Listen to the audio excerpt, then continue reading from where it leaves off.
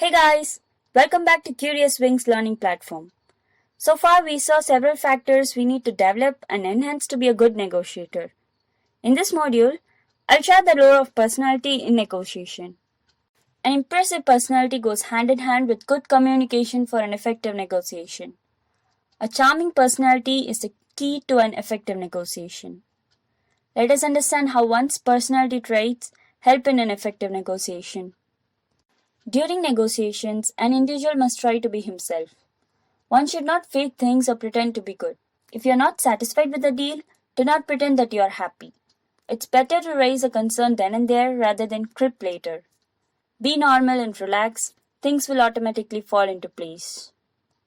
It's important to be sincere rather than just being serious.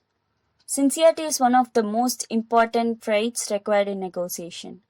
One has to be sincere for an effective negotiation. Don't take things casually.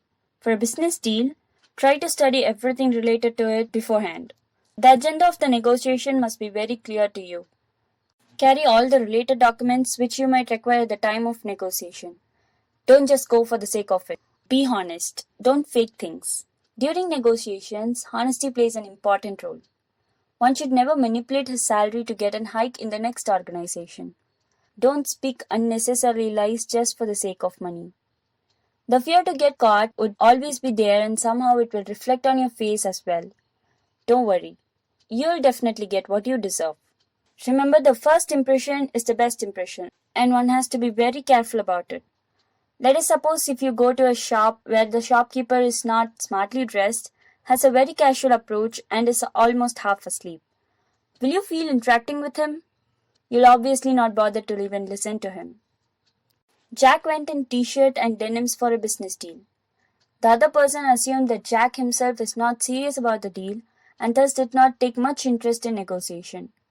Smart dressing does not mean wearing expensive clothes. Instead, it is dressing appropriately according to the occasion. Prefer wearing formals for business deals and do not forget to polish your shoes for the desired impact. People do look at your shoes. Be patient. It has been observed that impatient individuals are poor negotiators. Don't think that if you want the price of a particular item should be $4, the shopkeeper will agree to it immediately and gladly give it to you. You need to convince him and that requires patience. You can't lose your temper and shout on him. Be flexible and learn to compromise. It's okay to give priority to one's personal interests, but one should not be selfish. If you are the first one to accept something, you'll not become unimportant or lose anything. Instead, the other person will look up to you and both of you will gain whatever you want. One should trust the second party for a better negotiation. Don't always find faults in others. Not all people are bad. There are people who are really good and helpful. One should not always think that the other person would do harm to him. The second party is there just to do business. He is absolutely not your enemy. Don't just come to the point, start the conversation with a warm smile. If he is wearing a nice shirt, do take the initiative to give him a compliment. Treat him as a friend. One should never be arrogant. He is also representing his company just like you. Or a coffee and some snacks. It will help breaking the ice and strengthening the bond between the two parties. Do remember that one should not be too casual and over-friendly. Be professional in your approach. Once your deal is closed, do sign a contract in presence of both the parties. The minutes of the meeting must be circulated among all the participants for better clarity. Don't forget to collect your bill from the shopkeeper after you are done with your shopping.